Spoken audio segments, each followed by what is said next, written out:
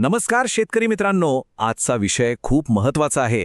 आपला हरभरा ऐन घाटी भरण्याच्या अवस्थेत आलेला असतो आणि मनात एकच प्रश्न येतो की ते शेवटचं एक पाणी द्यावं की नको. हा एक असा निर्णय आहे जो आपल्या वर्षभराच्या मेहनतीला सोन्याचं बनवू शकतो किंवा त्यावर पाणी सुद्धा फेरू शकतो. हाच तो प्रश्न. जमिनीला भेगा पडताना दिसतात, पीक थोडंसं मलूल झाल्यासारखं वाटतं आणि आपला जीव पाणी देण्यासाठी तुटतो. मनात येतं की एक पाणी दिलं ना की दाणा एकदम टपोरा भरेल. पण खरंच तसं होतं का, की फायद्याच्या नादात आपण नकळतपणे आपलंच नुकसान करून घेतोय? पण यावर आपण सविस्तर बोलणारच आहोत. त्याआधी एक छोटीशी आठवण.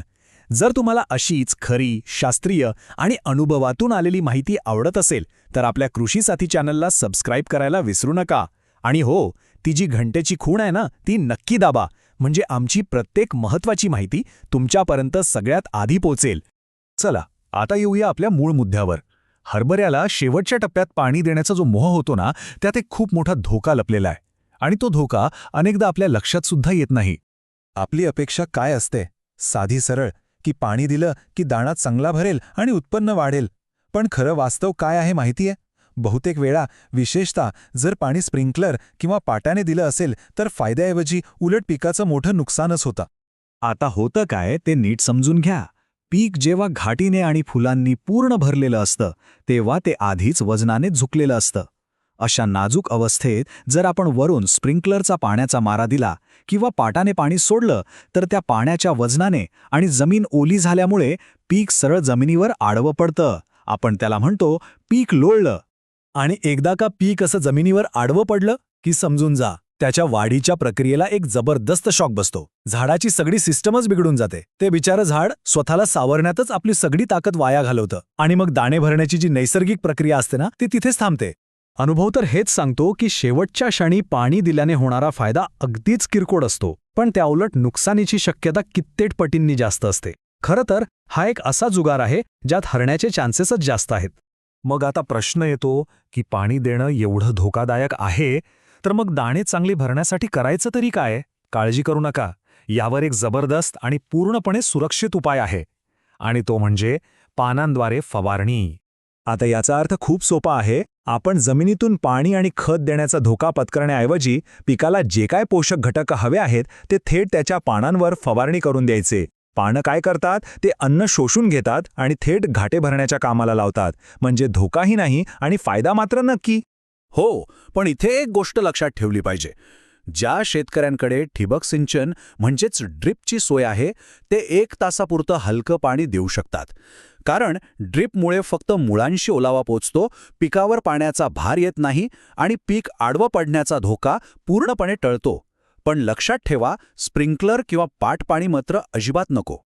आता सगळ्यात इंटरेस्टिंग गोष्ट म्हणजे ही फवारणी करणं किती सोपं आणि कमी खर्चाचं आहे हे पाहूया. चला, बघूया आपल्याला नक्की काय करायचं आहे. सगळ्यात बेस्ट आणि प्रभावी रिझल्ट देणारा कॉम्बिनेशन म्हणजे चिलेटेड मायक्रोन्यूट्रिएंट्स, जे चांगल्या कंपन्यांचे बाजारात मिळतात. आणि त्याच्यासोबत घ्यायचं सीवीड अर्क, म्हणजे समुद्रातल्या शेवाळापासून बनवलेलं एक प्रकारचं टॉनिक. यामध्ये नैसर्गिक पोटॅश आणि सल्फर भरपूर असतं, जे दाण्याची साईज वाढवण्यासाठी आणि वजन वाढवण्यासाठी खूप गरजेचं आहे. आणि खर्चाचं काय, तर त्याची चिंताच करू नका. उदाहरणार्थ, एका चांगल्या कंपनीच्या चिलेटेड मायक्रोन्यूट्रिएंट्सचं 1/2 किलोचं पॅकेट साधारण 250 रुपयांपर्यंत मिळतं. आणि त्यात आरामात 10 पंप होतात. म्हणजे खर्च अगदी कमी आणि फायदा मात्र मोठा. बरं, समजा जर तुम्हाला हे पहिलं मिश्रण तुमच्या भागात मिळालं नाही, तरीही घाबरण्याचं काही कारण नाही. आपल्याकडे दुसरा एक सोपा आणि मस्त पर्याय आहे. तुम्ही फवारणीसाठी 13-0-45 या विद्राव्य खताचा वापर करू शकता. आणि सोबत दाण्याची क्वालिटी सुधारण्यासाठी त्यात थोडंसं बोरॉन मिसळू शकता. याचाही खूप चांगला परिणाम दिसतो. तर या सगळ्या चर्चेचा सार काय?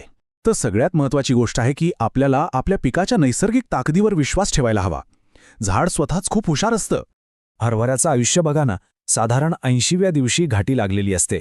त्यानंतरचे जे 15 दिवस आहेत, म्हणजे 80 ते 95 दिवसांपर्यंत हा घाटी भरण्याचा खरा काळ असतो. आणि त्यानंतर पीक नैसर्गिकरित्या वाळायला लागतं. आपण शेवटच्या क्षणी पाणी देऊन ही नैसर्गिक साखळी तोडून टाकतो. एक गोष्ट लक्षात ठेवा, जोपर्यंत पिकाची पानं हिरवीगार आहेत तोपर्यंत काळजी करण्याचं काहीही कारण नाही. त्या हिरव्या पानांमध्ये एवढी ताकद असते की ती स्वतः अन्न तयार करून घाटी सहज भरू शकतात. त्यांना बाहेरून पाण्याच्या मदतीची गरज नसते. आणि म्हणूनच जुन्या जाणत्या शेतकऱ्यांचा हा सल्ला अगदी मनावर कोरून ठेवा. जमिनीला कितीही भेगा पडू देत, जमीन कितीही कोरडी दिसू देत, पण घाटी भरण्याच्या अवस्थेत हरभऱ्याला पाणी देण्याची चूक कधीही करू नका. हा एक नियमच बनवून टाका. तर मग आता निर्णय आपल्या हातात आहे. शेवटच्या पाण्याची धोकादायक जोखीम पत्करायची की फवारणीचा सुरक्षित आणि शहाणपणाचा मार्ग निवडायचा? नक्की विचार करा आणि आपल्या पिकासाठी योग्य तोच निर्णय घ्या.